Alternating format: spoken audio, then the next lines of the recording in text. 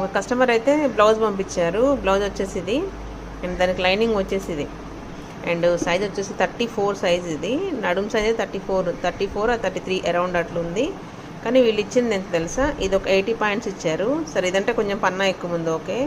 ఇది కూడా 80 points 34 size blouse. Joints పడకుండా ఈ మ్యాచింగ్లో కుట్టాలి.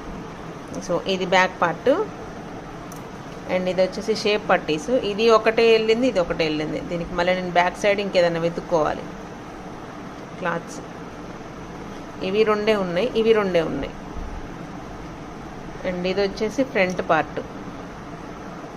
ఇక్కడ జాయింట్ పడుతుంది, ఇక్కడ కింది సరిపోయింది. కిందిది కొంచెం పన్నా ఎక్కువ ఉంది కాబట్టి అట్లా అడ్జస్ట్ అయిపోయింది.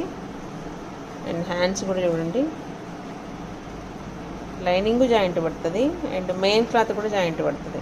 ఇక పోతే మిగిలిన క్లాత్ చూడండి ఒకసారి. ఇది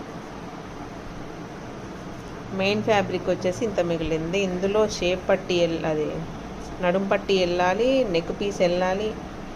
ఇక లైనింగ్ క్లాత్ అయితే ఇక ఇదే ముక్కలు.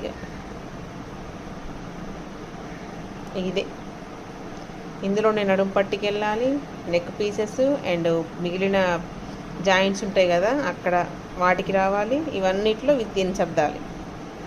ఏందో కానీ వేలకు వెళ్ళి పెట్టి బ్లౌజ్ శారీస్ అన్న కొంటారు కానీ బ్లౌజ్ విషయంలో మాత్రం చాలా కకృతి. ఎట్లా కుట్టాలో అర్థం కాదు. పల్లెటూళ్ళల్లో ఇదే గోల. తీసుకుందామంటే ఇట్లా, తీసుకోకపోతేనేమో అరే తీసుకోలేదు కదా ఎట్లా అనిపిస్తుంది. ఏం చేయాలో అర్థం కాదు ఒక్కొక్కసారి. తీసుకోవాలి, తప్పదు. ఇప్పుడు ఇదంతా స్టిచ్ చేయాలి.